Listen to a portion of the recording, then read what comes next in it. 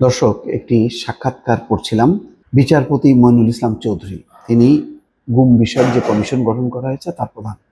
তার বক্তব্যকে কোট করে প্রথম আলোর যে শিরোনাম, গুমের ঘটনা ঘটেছে মূলত রাজনৈতিক কারণে। তার মানে যতগুলি গুমের ঘটনা সবগুলো রাজনৈতিক কারণে। এবং জেনারেল তারিক, যে শেখ রেহনাত দেবর, তিনি সরাসরি নির্দেশ দিতেন এবং তিনি আবার নির্দেশিত হতেন, এবং সেই নির্দেশিত হওয়ার জন্য যে নামটি সামনে এসছে সেটি হচ্ছে শেখ হাসিনা নিজে।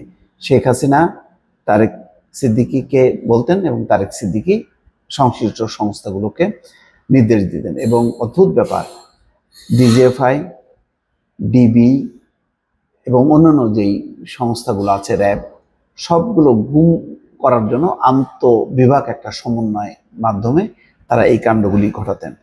এবং ভয়ঙ্কর সব চিত্র এখানে তিনি সেই সাক্ষাৎকারে তুলে ধরেছেন। বলছেন যে যারা ধরে নিয়ে গেছে, নির্যাতন করেছে, বছরের পর বছর বেআইনিভাবে বন্দি করে রেখেছে, তারা তো নিজেদের বিপক্ষে কথা বলবেন না।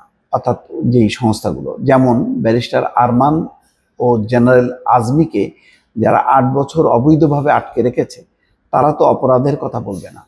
হুম্মাম কাদের চৌধুরীকে 7 মাস রেখেছে তারা। সাবেক রাষ্ট্রদূত মারুফ জামানকে রেখেছে 2.5 থেকে 3 বছর, কোনো মামলা ছাড়াই বছরের পর বছর বন্দি রেখে তাদেরকে নির্যাতন করা হয়েছে। গোপন বন্দিশালাগুলোতে কি ধরনের আলামত পেয়েছে? মাইনুল ইসলাম চৌধুরী বলছেন 2-4টা গোপন বন্দিশালার কিছুটা আংশিক পরিবর্তন করা হয়েছে।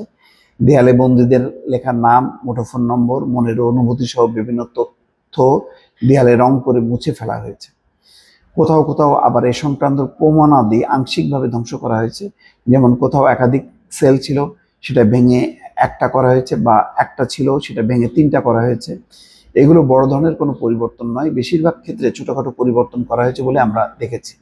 আমরা সেখানে গিয়েছি, তাদের বলে এসেছি সেগুলো যে অবস্থায় ছিল সেইভাবে রাখতে, তদন্ত শেষ না হওয়া পর্যন্ত, এবং কোনো কোনো ক্ষেত্রে বিচার বা মামলা শেষ না হওয়া পর্যন্ত এগুলো অক্ষত অবস্থায় রাখতে হবে, কারণ এগুলো অবস্থাগত প্রমাণ।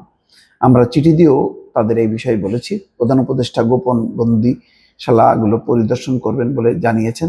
তাছাড়া গোপন বন্দিশালাগুলোকে জাদুঘর করা হবে কিনা সে বিষয়ে আমরা চূড়ান্ত প্রতিবেদনে বলবো। বন্দিশালায় গুম হওয়া ব্যক্তিদের আটক রাখা সংক্রান্ত কোনো নথিপত্র পেয়েছেন কি? মইনুল ইসলাম চৌধুরী তার উত্তরে বলছেন, বেশিরভাগ ক্ষেত্রেই আমরা বন্দিশালায় আটকে রাখার গোপন নথি পাইনি। যেমন র্যাবে পাওয়া গেছে, ডিজিএফআইতে পাওয়া যায়নি। এর মূল কারণ হলো, যেহেতু এটি বেআইনি কাজ, এই জন্য তারা এই সংক্রান্ত নথিগুলো সংরক্ষণ করেনি। বন্দিকে ছেড়ে দেওয়ার পর নথিগুলো ধ্বংস করে দেওয়া হতো, বিশেষ করে ডিজিএফআই এটা বেশি দেখা গেছে। তারপরে বলা হচ্ছে যে কাউকে গুম করার সিদ্ধান্ত বাস্তবায়ন কিভাবে হতো, যারা এই কাজে জড়িত ছিল তাদের জন্য বিশেষ সুবিধা বা পুরস্কার থাকতো কি? এই প্রশ্নের উত্তরে বলছেন, আগে ঠিক করা হতো কাকে গুম করা হবে, তাকে নজরদারিতে রেখে সুবিধা মতো জায়গা থেকে তুলে নেওয়া হতো। বেশিরভাগ ঘটনাই ঘটতো সন্ধ্যার পর। কখনো একটি বাহিনী, কখনো একাধিক বাহিনী একটি ঘটনায় যুক্ত হয়ে গুম করত। যেমন অভিযান পরিচালনা করার ক্ষমতা ডিজিএফআই এর নেই, এই জন্য তারা কখনো র্যাবকে সঙ্গে নিত, কখনো র্যাব বা ডিবি জ্যাকেট পরে গুম করত। গুম বাস্তবায়নকারী বাহিনী ও সংশ্লিষ্ট ব্যক্তিরা অত্যন্ত সমন্বিতভাবে এই কাজ করত। কেন্দ্রীয় নির্দেশ কাঠামোর মাধ্যমে কাজটি করা হতো। যারা গুমের প্রক্রিয়ায় যুক্ত ছিল তাদের পদোন্নতি, বিভিন্ন মিশনে বিদেশে পাঠানো এবং অন্যান্য সুযোগ সুবিধা দেওয়া হতো। সরকারের সর্বোচ্চ পর্যায়ের নির্দেশনাতেই গুমের ঘটনা ঘটত। তারেক সিদ্দিকী সহ সাবেক প্রধানমন্ত্রী শেখ হাসিনা নিরাপত্তা বিষয়ক উপদেষ্টা তারেক সিদ্দিকী সহ কয়েকজনের মাধ্যমে সর্বোচ্চ পর্যায় থেকে নির্দেশনাগুলো আসতো। বেশিরভাগ ক্ষেত্রে নির্দেশনা দেওয়া হতো মুঠোফোনে। সমাজে প্রতিষ্ঠিত অথবা পরিচিত রয়েছে এমন ভুক্তভোগী বা সাক্ষীদের বক্তব্যে বিষয়টি এসছে। আবার গুমের ঘটনায় যাদের বিরুদ্ধে অভিযোগ এসছে তাদের আমরা সমন দিয়েছি, তাদের বক্তব্যেও শেখ হাসিনার নির্দেশনার বিষয়টি এসছে। যেমন সেনাবাহিনীর অবসরপ্রাপ্ত একজন উচ্চ পর্যায়ের কর্মকর্তা এটা আমাদের কাছে স্বীকার করেছে। দর্শক, বুঝতে পারছেন যে এই গুমের ঘটনাগুলো স্বাভাবিক কোনো বাহিনীর কোনো কাজ না।